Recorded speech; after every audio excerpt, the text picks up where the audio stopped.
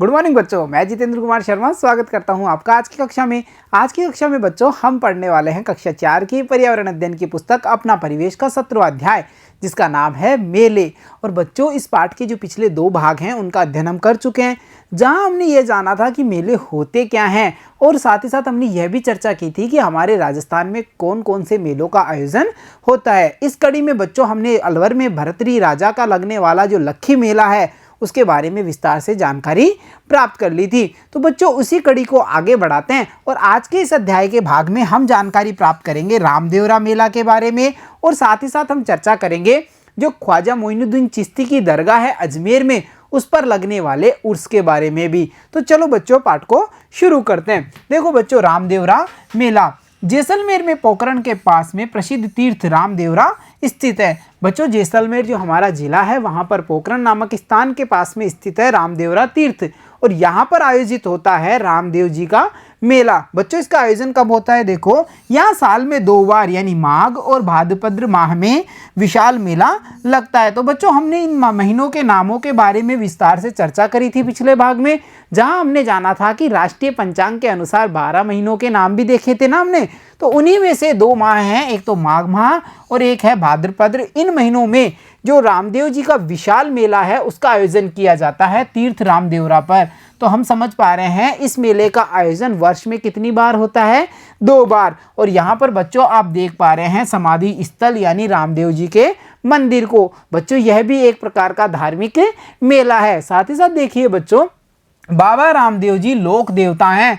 लोक देवता ऐसे व्यक्ति होते हैं जिन कक्षा 3 आपको याद होगी ना, कक्षा 3 जिसमें हमने जाना था हमारे लोक देवताओं के बारे में, और हमने विस्तार से समझ बनाई थी कि लोक कल्याण के लिए जिन व्यक्तियों ने अपने जीवन तक की बलि दे दी, अपना सारा जीवन जिन्होंने लोक कल्याण में लगा दिया, उन्हें हम जानते हैं लोक देवता के नाम से। तो ऐसे ही लोक देवता थे रामदेव जी, जिनकी याद में इस मेले का आयोजन किया जाता है। बच्चों इस मेले की विशेष बात यह है कि इन्हें हिंदू और मुसलमान दोनों मानते हैं, इसीलिए ये रामसा पीर के नाम से पूजे जाते हैं। तो अगर हमसे कोई पूछता है कि ऐसे महापुरुष या ऐसे लोक देवता जिनमें हिंदू और मुसलमान दोनों अपनी आस्था रखते हैं, तो हमारा जवाब होगा बाबा रामदेव जी। तो बच्चों इसके अलावा साथ साथ देखिए यहाँ दूर दूर से यात्री पैदल भी आते हैं। रास्ते में लोग इनके भोजन, पानी, छाया, दवा आदि की निःशुल्क व्यवस्था करते हैं। भारत के प्रत्येक प्रदेश से यहाँ लोग आते हैं। बच्चों आपके मन में यह विचार जरूर आया होगा कि लोगों को क्या फ़ायदा जो इतना सारा पैसा खर्च करके इन यात्रियों के लिए, इन यात्रियों के लिए निःशुल्क व्यवस्था करते हैं, चाहे वो भोजन की हो, पानी की हो, रहने की हो, दवा की हो, इन सब की व्यवस्था वो निःशुल्क क्यों करते हैं? तो देखो बच्चों इस व्यवस्था को निःशुल्क इसलिए किया जाता है कि लोगों की धर्म में श्रद्धा होती है। साथ ही साथ लोग जो यात्री होते हैं इनकी सेवा करने के कार्य को पुण्य का काम मानते हैं, और वे कल्पना करते हैं कि अगर हम इन यात्रियों को सेवाएं प्रदान करेंगे, इनकी सेवा करेंगे तो हमें भी पुण्य लाभ होगा। इसीलिए बच्चों इन सारी व्यवस्थाओं को निःशुल्क व्यवस्थित किया जाता है। और हमने यहाँ पर जानकारी प्राप्त कर ली बाबा रामदेव जी के रामदेवरा मेले के बारे में। तो चलो बच्चों इस पर आधारित कुछ प्रश्नों को देखा जाए, सोचिए और बताइए में।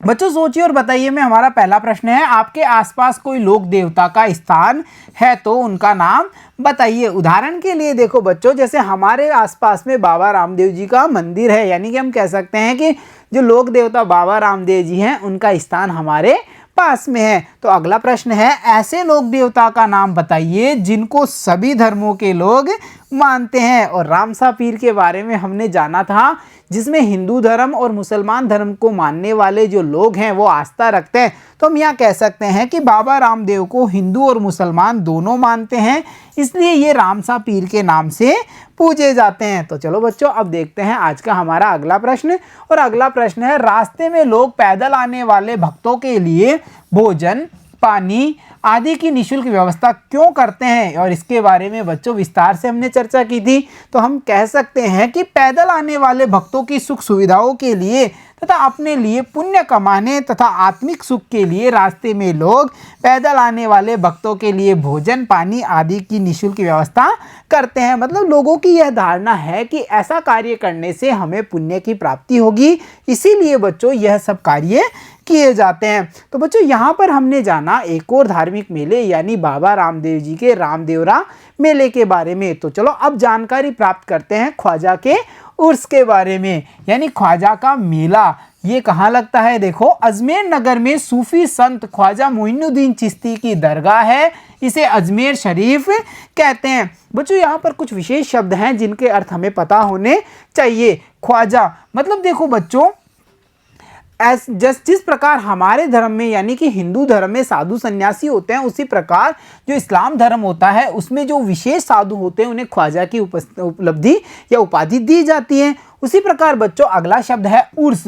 जिस प्रकार हमने देखा मेला, तो उर्स और मेला एक ही शब्द माने जाते हैं। बच्चों इसके अलावा देखिए दरगाह, दरगाह का मतलब है बच्चों समाधि स्थल। जैसे हमने देखा था कि अखंड ज्योति, बाबा की अखंड ज्योति जलती है लखी मेले वाले स्थान यानी अलवर में, तो वो उनका समाधि स्थल है। उसी प्रकार अजमेर नगर में सूफी संत ख्वाजा मोइनुद्दीन चिश्ती की दरगाह या उनका समाधि स्थल है। बच्चों इसे उपनाम दिया गया है अजमेर शरीफ, और यहाँ पर हम देख पा रहे हैं इसकी इमेज को, यह दरगाह की इमेज है। बच्चों अब यहाँ क्या क्या होता है देखो, यहाँ प्रतिवर्ष रज्जब माह की 1 से 6 तारीख तक उर्स मनाया जाता है। बच्चों जिस प्रकार चैत्र, बैसाख, ज्येष्ठ ये सब हमारे हिंदू या हिंदी महीनों के नाम हैं, उसी प्रकार जो इस्लामिक धर्म है उसमें एक माह होता है जिसका नाम है रज्जब, और इस माह की 1 से 6 तारीख तक यहाँ पर मेले का आयोजन या उर्स का आयोजन किया जाता है। बच्चों शाही महफिल में रात भर कव्वालियाँ होती हैं। जिस प्रकार हम गीत गाते हैं या लोक देवता की स्मृति में भजन गायन किया जाता है, उसी प्रकार यहाँ पर कव्वालियों का आयोजन किया जाता है। बच्चों देश विदेश के हिंदू, मुसलमान और सभी संप्रदाय के लाखों लोग यहाँ पर आते हैं, और हम यहाँ पर देख पा रहे हैं एक रात्रिकालीन दरगाह के दृश्य को। कितने सारे लोग यहाँ पर बैठे हुए हैं और सभी कव्वाली का आनंद ले रहे हैं। तो बच्चों हमने यहाँ पर जानकारी प्राप्त की ख्वाजा के उर्स के बारे में। तो चलो इस पर आधारित कुछ प्रश्नों को देखा जाए, तो पता कीजिए और बताइए में। देखो बच्चों, मेले में लाखों लोग आते हैं, वहाँ कोई खो न जाए इसके लिए क्या व्यवस्था होती है। बच्चों जब भी आप मेले में गए हों तो आपने देखा है वहाँ पर एक उद्घोषणा स्थल बना दिया जाता है, जहाँ पर बार बार में उद्घोषणाएं होती रहती हैं कि ये व्यक्ति खो गया है, इसने ऐसे कपड़े पहने हुए हैं, जिस किसी को संबंधित है वो यहाँ पर आ जाए और इनसे मिले। या किसी सामान के भी खो जाने पर ऐसे अनाउंसमेंट या ऐसी घोषणाएं हमें सुनाई देती हैं। तो हम समझ पा रहे हैं कि मेले में आए जो लाखों लोगों में से अगर कोई खो न जाए, इसके लिए भटके या खोए व्यक्तियों के लिए जो आयोजक होते हैं उनके द्वारा लाउड स्पीकर पर बार बार उद्घोषणाएं किए जाने की व्यवस्था होती है। अपने साथियों या घर वालों से विछड़ा हुआ जो व्यक्ति होता है वो उनके पास चला जाता है और वहाँ पर उद्घोषणा कर दी जाती है कि अमुक अमुक व्यक्ति यहाँ पर खड़ा है, इसके जो परिवारजन हैं, इसके दोस्त हैं, इसके जो सगे संबंधी है वो यहाँ आकर के इनसे मिले। तो हम संक्षिप्त रूप में कह सकते हैं कि मेले में जो लाखों लोग आते हैं कोई खो न जाए, इसके लिए वहाँ पर अनेक सारे उद्घोषणा स्थलों की जो सुविधा है वो उपलब्ध करवा दी जाती है। तो चलो अब चलते हैं अगले प्रश्न पे, और अगला प्रश्न है दूसरे देशों से आए यात्रियों के पास उनके देश की मुद्रा होती है। बच्चों जैसा हमने जाना था राष्ट्रीय प्रतीकों में हमारे देश की मुद्रा है रुपया, उसी प्रकार हमने वहाँ विस्तार से चर्चा की थी कि अलग अलग देशों की जो मुद्राएं होंगी वो अलग अलग होती हैं। कहीं पर डॉलर चल रही है, कहीं पर येन चलती है, जाना था ना हमने। तो जो दूसरे देशों से यात्री आते हैं उनके पास उनके देश की मुद्रा होती है। यहाँ खरीदारी करने के लिए उन्हें भारतीय मुद्रा की आवश्यकता होती है, क्योंकि यहाँ पर यानी हमारे देश भारत में तो हमारी ही मुद्रा चलेगी ना। तो फिर समस्या ये आती है कि वे अपनी मुद्रा को भारतीय मुद्रा में कहाँ बदलवाते हैं। यानी उनके पास तो उनके देश की मुद्रा है और उन्हें यहाँ पर कोई भी सामान या कुछ भी सुविधा लेनी है तो उन्हें चाहिए भारतीय मुद्रा।